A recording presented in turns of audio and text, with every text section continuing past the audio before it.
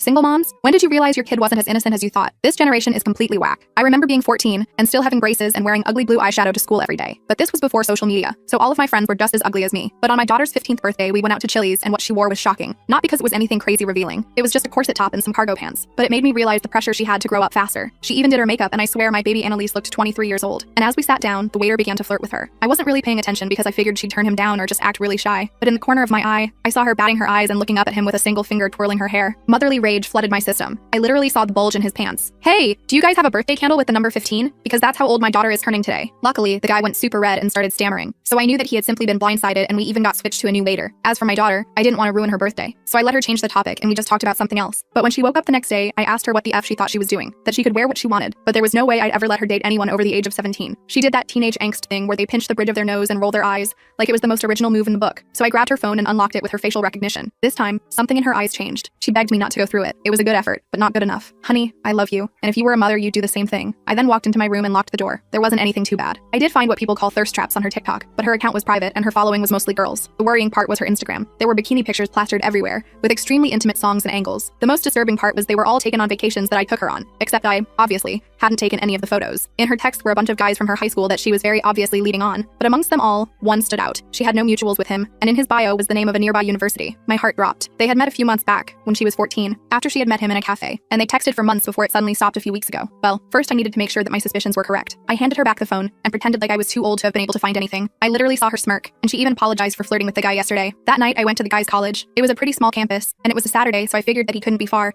That's when I saw him, outside a frat house with Greek letters completely topless, DJing with a bottle of beer in his hand. I walked up the stairs and tapped him on the shoulder.